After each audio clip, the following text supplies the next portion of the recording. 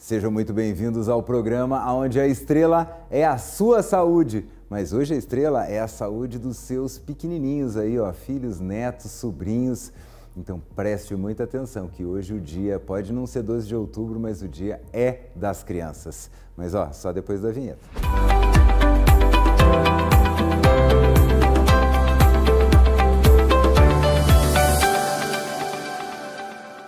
E eu já estou aqui com a pediatra Gracilene Santos. Tudo bem? Seja bem-vinda. Tudo bem, obrigada. Falei o nome certinho? Falou. Ah, então tá bom. Ela já é nossa sócia, veio na primeira temporada e que bom que a senhora pôde vir aqui na nossa casa nova. Obrigada, estou gostando muito. Ah, que legal. E agora a gente tem algumas peculiaridades, né, em relação... A gente está começando aí um período muito grande de festa, depois vem... férias escolares. Então, começa com férias escolares, a gente tem acidente doméstico. Esse período de festa, as crianças vão tudo lá pular fogueira. Então, a gente tem vários fatores aí que exigem um pouquinho de cuidado dos pais, né? Quais são os maiores problemas que as crianças chegam lá no seu consultório? O que é? É o catarrinho ainda, o bom e velho número 1? Olha, tá uma semana difícil, viu? Com essa mudança climática, os pacientes estão ligando. Doutor, eu preciso de encaixe, meu filho está tossindo, foi só pegar sereno, o trem ficou feio. Os meninos estão tendo crise de asma, fala nunca chiou na vida e de repente está chiando. Então a gente está tendo muito queixa de sintomas gripais. Fora que desde abril a gente começou um surto, a epidemia do vírus em todo o Brasil, de influenza, ainda estamos críticos. Segunda-feira da semana passada já liberou a vacina para todo mundo, ou seja, o grupo prioridade, que dura um mês a vacinação, não cumpriu a meta, apenas 20% das crianças foram vacinadas e idosos, que eram os principais, né, que é de 6 meses a 6 anos, e idosos. Professores, alguns vacinaram, outros não conseguiram porque estavam doentes. Então, aquela pessoa que acha que está bem hoje, por favor, corra e vacine o seu filho, vacine você também. Por quê? Quem se imuniza não é que não deixa de pegar a gripe, mas evita as complicações. Inclusive, tem um medicamento que é muito usado para tratar quem está positivo para o vírus influenza, que é o Tamiflu, e ele está em falta em algumas unidades. Ele é disponível na rede pública, mesmo com a receita do hospital particular, mas como está tendo o surto, está faltando medicamento para tratar quem precisa. Então eles vão restringir para os pacientes que realmente estão críticos, pacientes que precisam internar, que estão precisando de oxigênio. Quer dizer, isso até na farmácia, né? Quando começa, você não acha, experimenta a criançada aí nessa época e comprar Clavulin. Faltar antibiótico de novo, pode acontecer novamente, então, a crise que aconteceu ano passado. Eu sei porque eu já tive que ir para farmácias assim no bairro lá afastado e você vai, não tem, até que você é sorteado e aparece uma farmácia para te vender aquele antibiótico. Mas eu rodei já. Então, não é uma questão assim, às vezes, não tem lugar nenhum, quando então tem que ficar esperto, não tem Mas jeito. Uma só em cada 5 crianças acabou vacinando, é isso? Por que esse índice tão baixo? Primeiro que, infelizmente, após a pandemia que nós vivemos do Covid, as pessoas ficaram com medo de vacinar qualquer vacina para os seus filhos, inclusive vacinas de rotina. Os pais perguntam, doutora, você concorda em vacinar o meu filho? Aquela vacina que é sofrida todo mês, 2, 3, 4, até os 6 meses.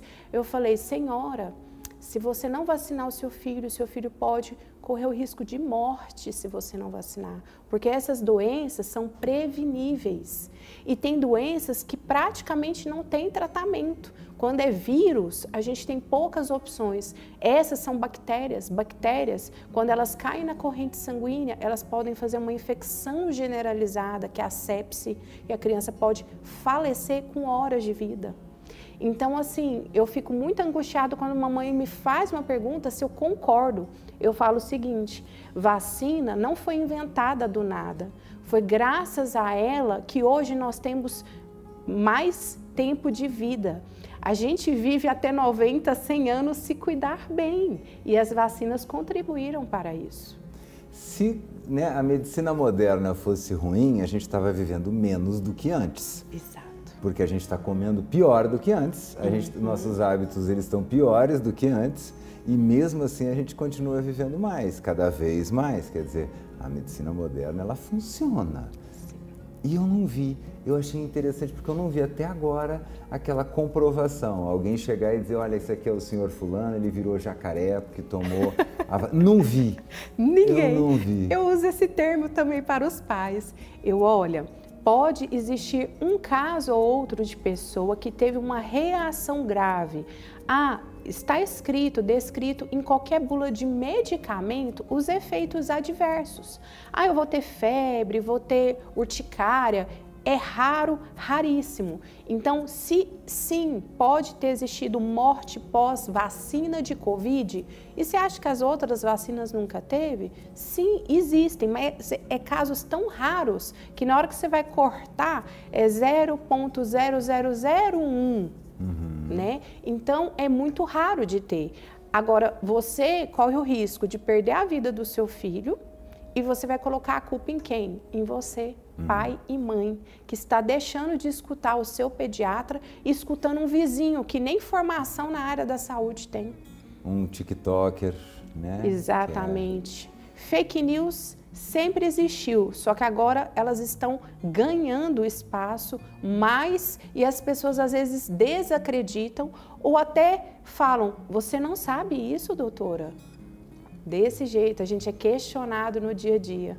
A gente acredita, porque, cara, chega cada coisa no nosso WhatsApp aqui. Vocês não vão falar do negócio da égua que cura o câncer e não sei o quê. Olha, doutor, eu vou pesquisar aqui e já lhe respondo.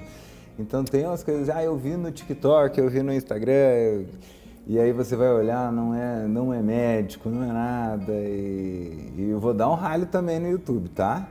Uma vez a gente foi desmentir um soro lá que crescia 7 centímetros de cabelo. Chamamos um tricologista renomado internacionalmente para falar, dermatologista, tricologista, para falar com PhD, mestrado, doutorado, para falar que era impossível. A gente subiu o vídeo do YouTube e o YouTube derrubou o vídeo. Aí eu tive que mandar o CRM dele, tive que mandar tudo direitinho. Mas o vídeo da blogueira que prometeu 7 centímetros de cabelo, rodando na internet. Então a gente... Não é só às vezes a gente aqui que tem que fazer um papel, acho que os grandes players da internet aí, como o Google, né, como o Meta, a gente fala, precisa ter um pouquinho de controle, não é censura, gente. Uma coisa é a liberdade de expressão, que é eu dizer o que eu acho, outra coisa é eu afirmar e prometer uma coisa que não é verdade. Isso é mentira. E esse tipo de mentira tem tipificação penal. Então é contra isso que o pessoal briga às vezes no YouTube, no Google. É esse povo que fica falando que a vacina transforma em jacaré, que tem 20 mortes a cada 100 vacinas, quando não é. Todas as pesquisas mostram ao contrário. E está aqui a doutora falando que você ouve isso no consultório. Sim. E a pessoa olha com seriedade para você. Sim, eu falo assim, paciente da primeira vez ele ainda está conhecendo. Na segunda vez ele já vem com o papelzinho, doutor, eu quero perguntar, trouxe aqui a lista de perguntas, o que eu devo fazer, como eu devo cuidar do meu bebê. Eu falei, sempre traga a lista, porque você vai embora e aí lembra que não perguntou uma coisa, então é sempre bom. Mas cada vez mais a lista está piorando. Por quê? Além da mãe colocar 12, 13 itens, perguntas assim, nada a ver, de coisas que ela leu na internet, eu falo, mãe, esses dias eu mostrei para uma mãe, você não sabia que tinha vacina todo mês? O seu pediatra não falou? Não, é porque se não falar a gente não faz, né? Então foi falha minha de não ter falado. Mas quando eu fui ver o paciente, ele era a primeira vez comigo, já tinha passado por outros 2 médicos não pediatras E aquela estava sendo a primeira consulta comigo, porque eu reconheço a minha letra. Sim. E eu anoto tudo, e eu escrevo tudo, e eu faço pontinho. Deixa eu te falar, quem foi o seu pediatra? Não, doutora, foi o médico do postinho. Aí a mãe, então, deu a vacina da BCG, hepatite B, e esqueceu de dar todas as outras vacinas. E me chegou lá com 3 para quase 4 meses sem nenhuma vacina. Aí eu falei... Sem nenhuma proteção inicial, que nesses primeiros meses é importante. Fundamental. Né? A gente fala, as pessoas hoje esqueceram o que é coqueluche. Aí você fala assim, o que é? É uma bactéria. Mas ela sempre existiu? Sim, há muitos anos. E tem vacina? Tem, aquela de bebezinho, 2 meses, 4 meses. E como é que é essa doença? É uma tosse rouca.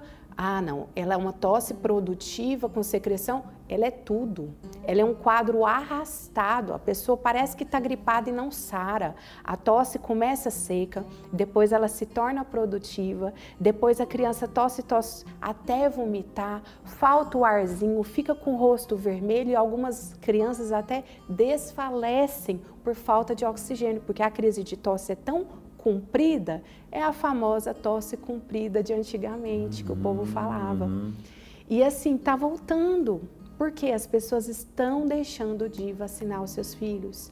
Outra coisa, pediatra é chato. Ah, doutora, quando que eu posso sair? Os pais não, o pediatra é chato. Então, aí eu falo assim, meu amor, o seu bebê só vai sair de casa em 2 situações. O seu bebê e, de preferência, a senhora, que vai ser mãe exclusiva. Se você pode fazer isso, né? Porque tem trabalho que, infelizmente, faz com que a mãe tenha que retornar mais cedo, com 4 meses apenas de licença. Seu filho vai sair em 2 circunstâncias, no dia da consulta, no dia da vacina, de preferência no mesmo dia.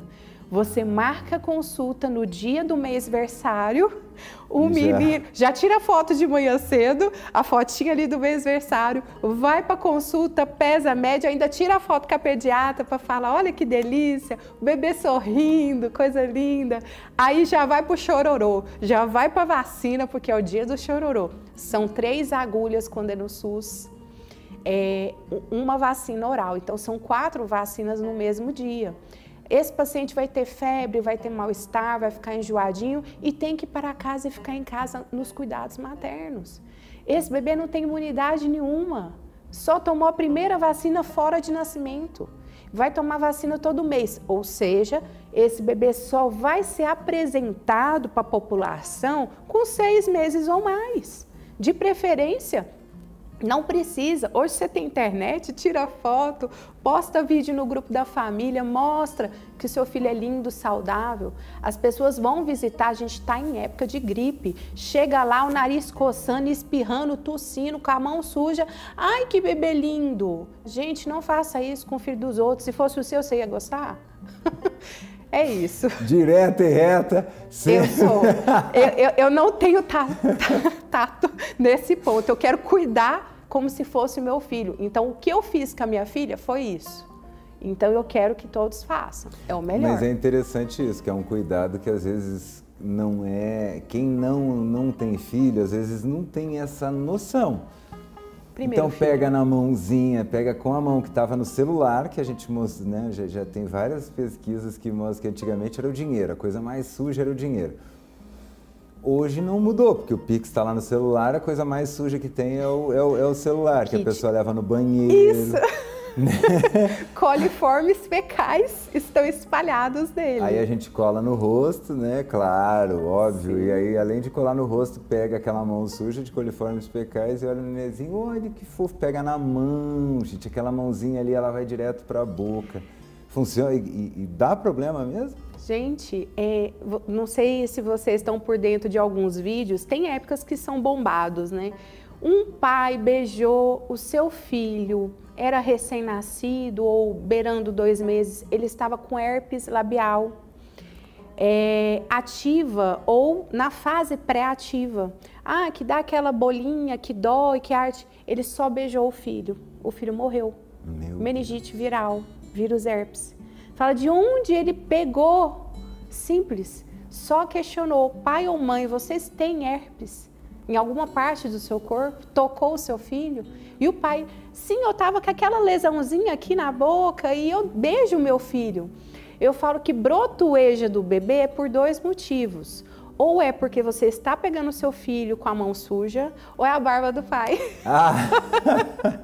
Que é impossível, né, ter barba. Não dá para ficar raspando direto, né? Então, eu falo, pai, cheira a barriguinha, cheira o bumbumzinho, dá o beijo no pé, enquanto o bebê não pega o pé e não bota na boca. Faça isso, que você está evitando passar doenças.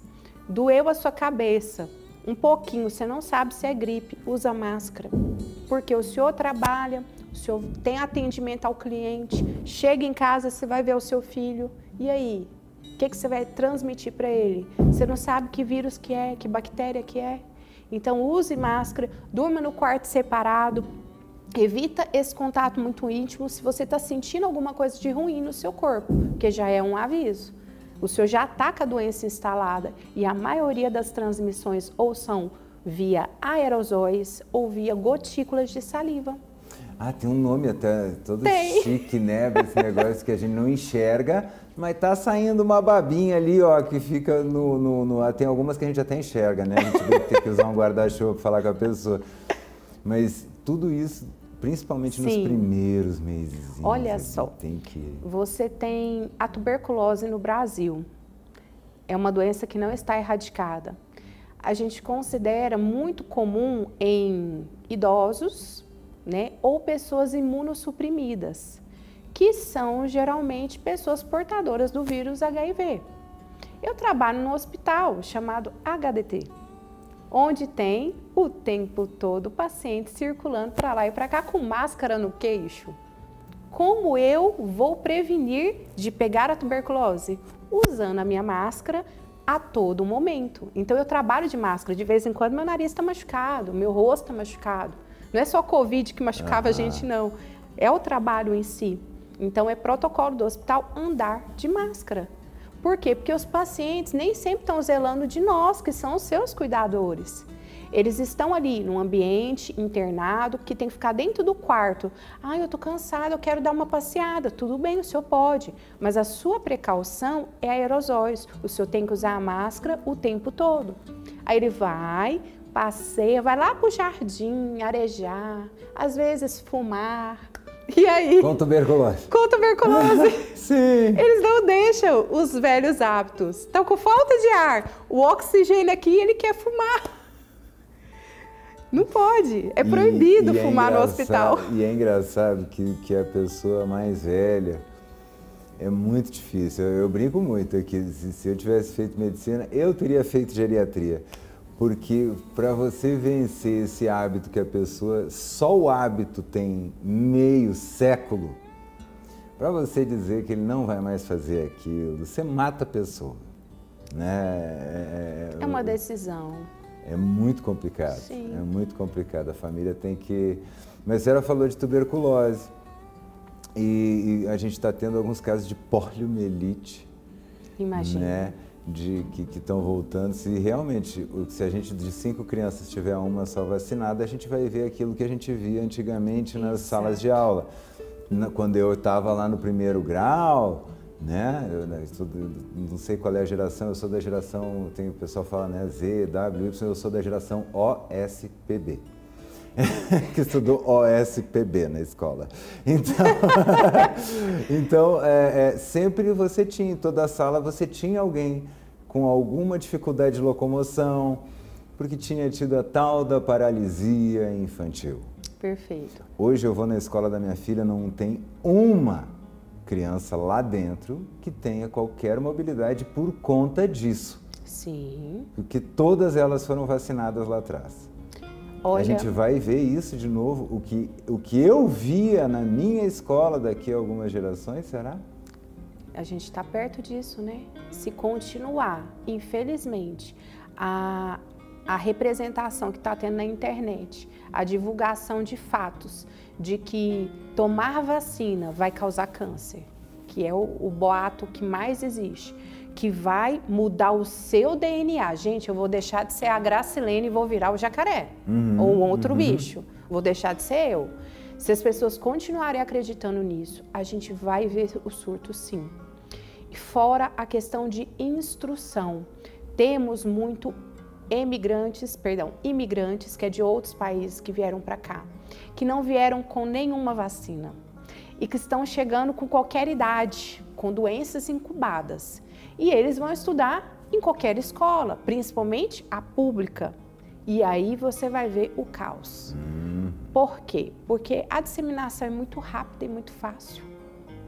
A gente tinha vacina que era oral e agora é injetável. Ah, não, eu gostava quando era na boquinha, doutor. Agora é injeção, eu não quero. Foi cortado, foi a última mudança que tivemos ano passado nas vacinas, foi de que não teremos mais a VOP, é VIP. Não importa, o reforço vacinal de 4 anos é injeção. Vai ser injeção e pronto. O Zé Gotinha vai se aposentar. Ele aposentou verdadeiramente no sentido de ser a vacina oral, mas ele continua representando a campanha. Como o bonequinho de um país que é referência. Referência. Né? É por isso que a gente está tendo esse problema, porque está chegando gente de outros lugares Exato. Que não dão a mínima para a vacina e o Brasil sempre deu. E eu espero que a gente não descubra isso da pior maneira. O que uma tosse é diferente da outra?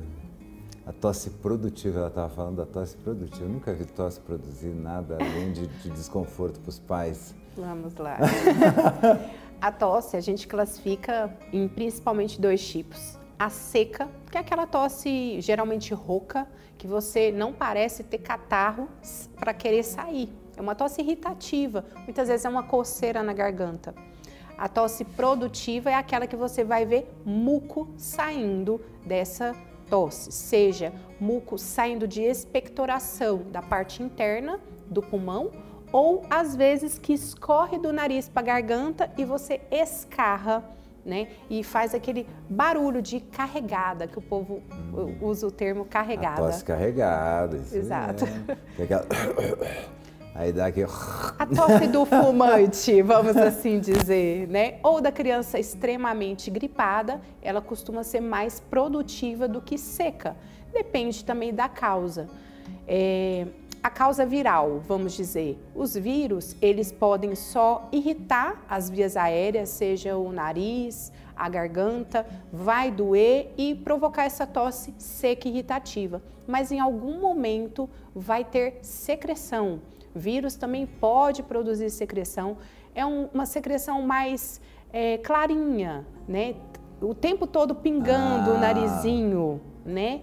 Agora, quando a secreção fica mais grossa, espessa, aí as pessoas perguntam, tem que estar maduro, doutora? Tem que estar amarelo para falar que é do mal? Não necessariamente.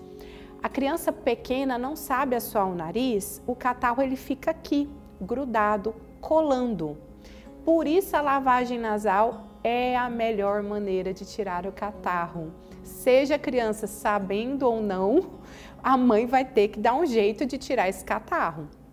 Quando ela faz a inalação, o aerosol, ela vai estar fluidificando, essa secreção vai escorrer e aquele primeiro espirro delicioso, né, pleft, sai aquela secreção que está parada ali, que muitas vezes ela vai ter uma cor. Porque o catarro também oxida. Como é que você faz um teste? Gente, é um pouco nojento. Ah, mamãe, eu cuspi o catarro e esqueci de lavar, o catarro ficou grudado. Quando eu cuspi, ele era branco, mas agora ele está amarelo. Ele oxida. Então, o catarro que a gente fala que está velho, muitas vezes ele fica um pouquinho amarelado mesmo. Mas, se eu lavo esse nariz e tiro essa secreção e ela clareia, aí você fala, é do bem, tá tranquilo. Agora, quando você tem um machucado, você fala, olha, o pus é branco, é grosso, é uma coisa diferente. Aí você fala, o catarro feio, que não melhora com a lavagem nasal, aí sim lembra uma sinusite bacteriana. Geralmente é uma gripe que não curou, que ficou muito tempo o catarro lá, que a mãe não conseguiu retirar esse catarro porque ela tinha medo de fazer a lavagem nasal, né? É porque tem jeito certo de fazer, né? Tem. Já apareceu muita otite lá por causa da lavagem nasal, não apareceu? Eu vi um vídeo esses dias, a mulher apertou com tanta força que o menininho segurou o ouvido, quer dizer, encheu de água, de líquido aquele ouvido. A pressão foi forte. Então, os métodos atuais e antigos. Vamos lá. Conta-gotas. Eu tenho frasco de soro com vários nomes comerciais, que eu tenho conta-gotas. Antigamente a gente falava, pinga uma gotinha em cada narina, não adianta nada. 3 gotinhas já melhorou. 1/3 ou metade do conta-gotas, aí eu vou estar lavando efetivamente esse nariz. A criança é um bebê, ele está deitado, eu pingo o soro de um lado, espero ele respirar deglutindo esse soro, vai lavar, desobstruir imediatamente, ele vai engolir esse soro com essa secreção. Um pouquinho de cá, um pouquinho de cá. Eu falei no máximo meio conta-gotas, já estou desentupindo o nariz do bebê. Perfeito. Doutora, seringa você gosta? Adoro. Mas eu uso em qualquer bebê? Não. Eu falo que a criança tem que ser boazinha, compreender, deixar você fazer. A minha filha é maravilhosa. Eu com 6 meses... Ó a propaganda! Eu com 6 meses, ela teve o primeiro resfriado, eu coloquei ela sentadinha na pia, ela olhando para o espelho. A mamãe, né, segurou assim a cabecinha dela, inclinou a cabecinha um pouquinho para frente, peguei a seringuinha, lavei. Entrou de um lado, saiu do outro. Pronto, limpei imediatamente. A partir de 6 meses, a criança tem sustentação do corpo, ela vai contribuir se ela for uma criança boazinha como a minha e não vai ficar agitada. E abrir a boquinha é importante. Se a criança fica cerrada e fecha, a pressão vai todinha para o ouvido. Aí pode doer ou até mesmo desencadear um problema no ouvido, seja dor ou até infecção. Às vezes, você não está levando totalmente o catarro para lá, você está levando o soro com catarro. Então vai lavar, mas vai gerar desconforto e a gente não quer causar desconforto no filho. Não. Aí mas inventaram. às vezes precisa. Às vezes precisa. Eu falo que gritando, chorando, com a boca aberta, tá ótimo, porque aí já vai impedir de dar essa pressão. E a inclinação. A boca aberta é importante. Eu peguei uma mãe que ela fez tudo errado. Ela deixou a filha virar a cabeça para trás. Eu, misericórdia, o que você fez? Aí retifica, vai diretamente para o ouvido. Então essa inclinação, a anatomia é muito importante. Como fazer? Inclinado para frente, um pouquinho lateralizado também pode, não tem problema, vai facilitar. E para evitar a pressão, abrir a boquinha. Pronto.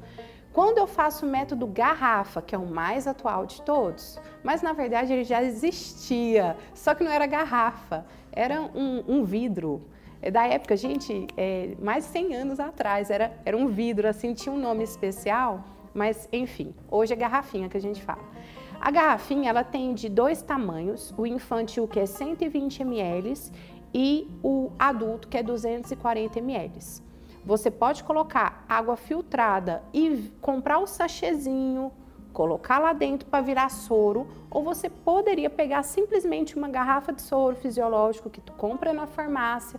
Não inventa, gente, compra o soro, não inventa. Coloque na garrafinha, apertou tudo certinho. Qual é a técnica? A garrafa não pode ser apertada de uma vez.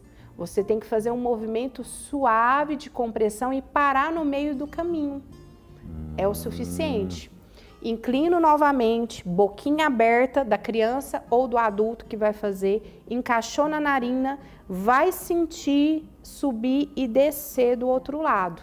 Começou a descer, já está lavando. Então, enquanto você está nesse processo, está sentindo, para. Parou, ainda está saindo. Tira a vasilhinha, terminou, pede para a criança fazer o full, né? Para fora. Ela vai aprender. Minha filha aprendeu com 2 anos e meio a suar o nariz. Eu achava que era impossível, mas eu acho que é questão de comunicação. Tem criança que consegue só desenvolver isso com 4, 5 anos, mas é questão de explicar, ensinar, mostrar, igual natação. A importância. Mostrar a importância. Exatamente. Gente, infelizmente o nosso programa voou, acabou, mas eu queria que a senhora deixasse nas suas redes sociais, se o pessoal quer mais dicas, quiser seguir a senhora. Olha, eu respondo mensagem, pode mandar qualquer pergunta que tiver ou outro assunto que vocês tenham dúvidas, Gracilene Pediatra pelo Instagram ou mesmo pelo Facebook, Gracilene Santos. E com essas dicas a gente se despede, até o próximo programa, um grande beijo.